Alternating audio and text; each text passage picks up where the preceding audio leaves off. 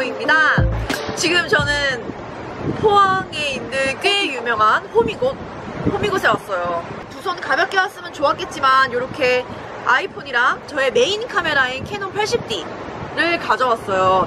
이 두 카메라로 아이폰 10이 가지고 있는 전면, 후면, 인물 모드만 사진을 계속 많이 찍어볼 거고, 또 캐논 80D 50mm 렌즈를 사용해서 사진을 다양하게 찍어볼 거예요. 아이폰이 어느 정도의 레벨까지, 선까지 올라왔나가 아마 적당한 말이 될 것 같아요. 어느 정도의 수준인지, 어떻게 나오는지, 어떻게 다른지. 그래서 항상 제가 스마트폰 카메라 테스트를 할 때는 평소에 찍지도 않는 먹고 사진을 찍고 막 하늘을 찍고 나무를 찍고 이런 걸 다양하게 찍었잖아요. 여러 가지 비교해보기 위해. 하지만 이번 아이폰 10 인물 모드와 그리고 캐논 80D 50mm 렌즈로는 어떤 그런 사진들보다는 인물 모드로 내가 평소에 일상 속에서 찍는 그런 다양한 일상 속에서의 사진으로 많이 비교를 해보려고 해요. 재밌을 것 같아요. 출발! 먼저 저의 아침 일과부터 한번 시작해볼까요? 아침엔 보통 커피를 마시지만 요즘엔 추워서 그런지 티 마시는 재미가 생겼어요. 마침 색이 너무 예쁘게 나와서 국화차가 들어있는 티팟 사진도 찍어봤습니다. 조리개를 1.8로 완전히 열었더니 뒷배경이 날아가면서 극적으로 아웃포커싱이 됐어요. 너무 밝은 것 같기도 해서 이번엔 4로 올려봤는데요. 훨씬 어두워지긴 했지만 너무 오버스럽지 않고 좀 침착한 느낌이 있어서 좋은 것 같아요. 보통 이제 여기서 후보정을 통해서 원본보다는 조금 더 밝게 만들어지면 좋겠죠?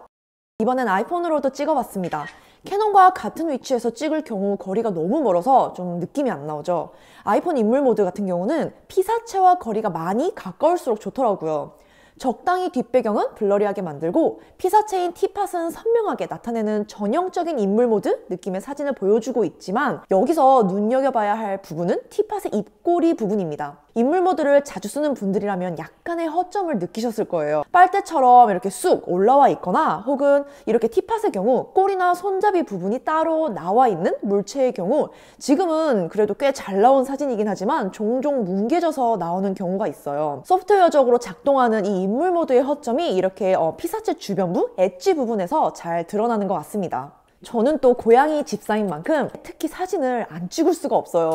먼저 캐논으로 찍은 사진부터 보면 피사체 뒷 배경들을 블러리하게 만들어주는 것 이외에도 테이블에 가려 빛을 직접적으로 받지 않은 그늘진 부분과 빛을 받는 부분 등 이런 디테일함이 아무래도 캐논 사진에 더 담겨 있습니다.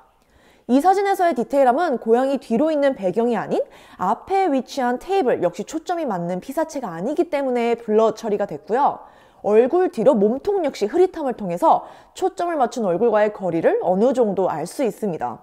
DSLR에서는 매뉴얼로 조리개를 열고 셔터 스피드 그리고 또 iOS 역시 적당히 맞추는 과정을 겪어야 나오는 아웃포커싱 사진이라는 점을 생각해 봤을 때 너무 가깝거나 너무 멀지 않게만 거리를 맞추고 버튼만 누르면 아주 간단히 DSLR에 근접한 결과물을 만들어낼 수 있다는 게 스마트폰 카메라가 가진 가장 큰 장점인 것 같아요.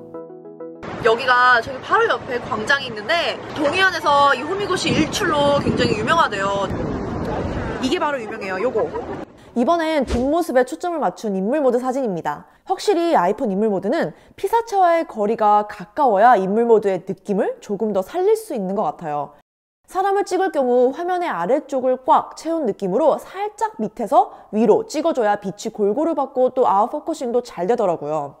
여기서는 다른 건 하나도 없고 손 동상만 뒷배경으로 있기 때문에 다른 디테일함의 차이를 느끼기보다는 와, 아이폰 꽤 선방하는데? 라고 느껴지는 사진이에요. 물론 DSLR의 장점은 환경에 따라 빛이 많으면 빛의 양을 적게 할 수도 있고 반대로 빛을 많이 들어오게 할 수도 있는 이런 매뉴얼 조작이 가능하다는 점이지만, 심하게 어둡지만 않다면 웬만한 상황에서 아이폰의 인물 모드는 여러모로 괜찮은 퀄리티를 보여주는 것 같습니다. 여기서는 얼만큼 아웃포커싱이 잘 됐는지가 아닌 두 카메라가 주는 색채 차이에 대해서 좀 언급하고 싶어요. 아이폰이 최근 들어 색채가 높아졌다는 걸 볼 수 있는 사진인 것 같아요. 빛이 밝지 않은 카페 실내에서 커피의 색은 더 짙고 깊게, 감싸고 있는 컵 홀더 그림의 색은 좀 더 선명하고 높은 색채로 나타내고 있어요. 그래서 사실 사진을 잘 다루지 못하는 저에게는 굳이 또 후보정이 필요하지 않은 스마트폰 카메라의 사진이 조금 더 편하고 충분하게 느껴지는 이유인 것 같습니다. 다음 사진으로 넘어가 볼게요. 저 멀리 보이는 불빛이 특별히 예쁜 건 아니었지만 어두울 때 이런 빛들이 블러 처리가 되면 꽤 예뻐 보이더라고요. 물론 DSLR만큼은 아니지만 특히 이번 아이폰 X에서는 셀카로도 가능한 인물 모드를 통해서 비슷한 느낌의 아웃포커스된 사진을 혼자서도 찍을 수 있게 됐습니다. 여기도 너무 예쁘다. 펜션 앞에 바다가 바로 보이고 또 가로등까지 켜져 있어서 전체적인 분위기가 너무 예쁘더라고요. 가로등과 뒤로 보이는 파도 그리고 저 멀리 조그맣게 보이는 빛까지 캐논과 비교해서 보면 플레어와 같은 아이폰 사진에서의 아쉬운 점들이 물론 보이긴 하지만 그동안 저조도에서 아주 약한 모습을 보여왔던 아이폰이 빛이라고는 가로등뿐인 이 어두운 곳에서 확연히 줄어든 노이즈와 이 정도의 선명함이 나올 수 있다는 건 칭찬할 만한 것 같습니다. 하루의 마무리는 뭐니 해도 맛있는 저녁이잖아요. 이름은 인물 모드지만 사실 음식 모드라고 더 많이 불릴 정도로 아이폰 인물 모드 기능은 정말 음식 찍을 때만큼 최고인 것 같아요. 이번엔 살짝의 색 보정을 한 사진들도 함께 비교해 볼게요. 스튜디오 라이트 적용하고 컨트라스트를 살짝 올렸는데 사실 차이가 거의 없을 정도로 이미 보정 전의 사진도 충분히 색이 예쁘게 표현되고 있어요. 파프리카나 뒤에 있는 화분을 보면 아주 미세하게 변한 차이를 볼 수 있습니다. 이번엔 캐논 사진이에요. 역시 보정 전이지만 어피니티 프로그램에서 제가 살짝의 후보정을 했어요. 파프리카의 어떤 색감, 색채가 살짝 올라간 게 보이죠? 광어회의 색도 조금 더 생기 있는 살구빛이 감도는 걸 볼 수 있습니다. 그리고 이번엔 조리개를 올려서 다시 찍어봤는데요. 너무 어둡게 나왔어도 보정을 통해 밝기를 살짝 올려주면 오히려 너무 밝고 드라마틱하게 배경을 다 날려버린 사진보다 괜찮을 때가 있는 것 같습니다. 역시 회에는 소주도 좋지만 화이트 와인이 빠질 수가 없죠. 아이폰 인물 모드는 그냥 들이대기만 하면 된다는 아주 치명적이면서도 매력적인 장점이 있잖아요. 하지만 아까 언급했듯이 피사체의 주변부, 이 엣지에서 보이는 뭉개짐이 아쉬운 건 어쩔 수 없네요. 이번엔 약간의 버라이어티함을 위해서 소주병과 그리고 피규어 몇 개를 준비해봤습니다. 이것들을 나란히 놓되 거리를 다 각자 다르게 해서 얼만큼 이 두 카메라가 파악을 잘하는지 피사체와 피사체가 아닌 것들의 거리를 얼만큼 똑똑하게 파악을 할 수 있는지 한번 테스트를 해보겠습니다. 조명 없이 꽤 어두운 공간인데 더군다나 맨 앞쪽 피사체에 초점이 잘 맞았고 또 그 뒤에 있는 차밋을 살짝 흐려졌고 세 번째 좋은 데이는 더 블러리하게 또 마지막에 있는 건 완전 아웃 포커스가 됐어요. 이번엔 캐논으로 찍은 사진이에요. 피사체에 옮기기 도전. 첫 번째 차밋을 그리고 두 번째 세 번째 좋은 데이에도 맞췄고 또 마지막 네 번째 터치를 하면 아주 쉽게 초점을 옮길 수 있고요. 그리고 또 정확하고 선명하게 원하는 부분에 초점을 맞출 수 있고 또 피사체가 아닌 다른 물체에는 거리 파악을 한 뒤에 자연스럽게 블러 처리가 된 걸 볼 수 있습니다.